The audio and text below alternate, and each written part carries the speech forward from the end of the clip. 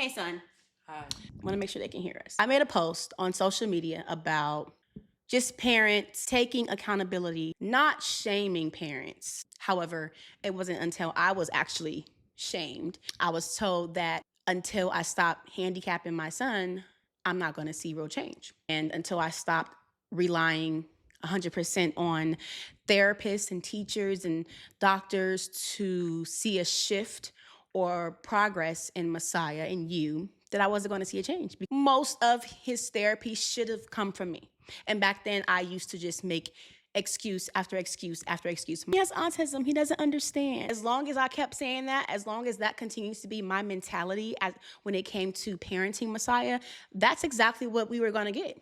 So if he hit his brother and his brother came and said, Mom, Messiah hit me, I go my baby house. Sure was. I would say, well, he has autism. When he hit me when I was pregnant, I'm like, he has autism. One time I did spank him, because what? Remember that? I was like, yeah.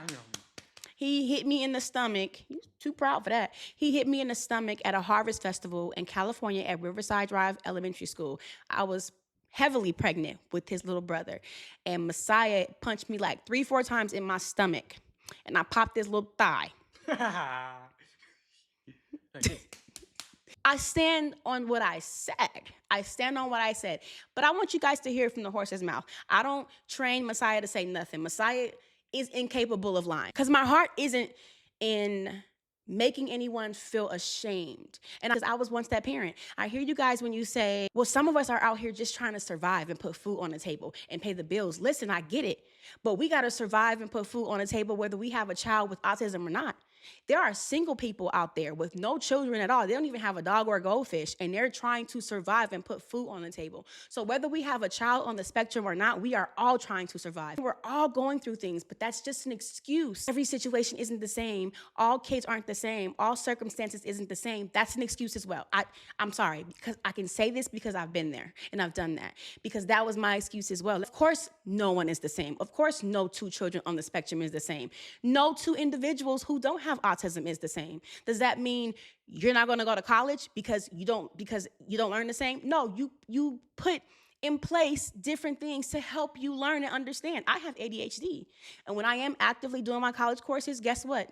I forgot what it's called, but I speak to my advisor and she puts this little thingy in place because I don't learn the same way, because I need more time, because I get distracted, because I have other issues going on. Sometimes I need extra things put in place because I learn differently. That doesn't mean I'm not going to go to college because I'm different. No, that's an excuse. What did my pastor say? An excuse is nothing more than a manifestation of an unwilling heart. Anyway, I wanted you guys to hear what Messiah has to say. Listen to this. Messiah, do you remember when you were little and you used to do what all the time? You used to do what all the time? What did you do all the time? Okay. What did you like eating a lot when you were little? Yeah, chicken nuggets or fruit snacks. Fruit snacks. Fruit snacks. And if I didn't give you fruit snacks, what would you do? I would cry. And if you cried for an hour or 2 hours, what would you do? If I still didn't give you fruit snacks after 2 hours of crying, what would you do? I would scream. He would scream. And if I still didn't give you fruit snacks, what would you do? I will. I'm not even going to take out these long pauses. Usually I cut these pauses off for time, but I'm going to keep these pauses on here so y'all won't think I'm coaching him on what to say.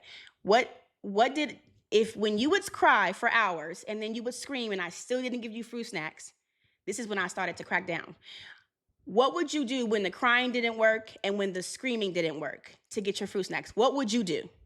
I would throw my shoes. You would do what, baby? I will take my shoes off. You would take your shoes off, and what would you do? What would you do then? I would throw him. He would throw his shoes.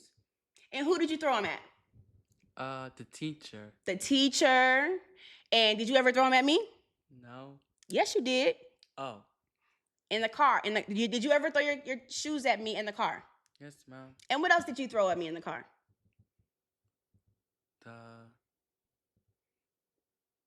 Mater and Lightning McQueen. Mater. And after you threw your shoes at me and your teacher, because he would do it at school too in Mr. Thompson's class, what would you get then? Um, Did you get the fruit snacks then? no. Yes, you did. Oh, yes, ma'am. He would get the fruit snacks.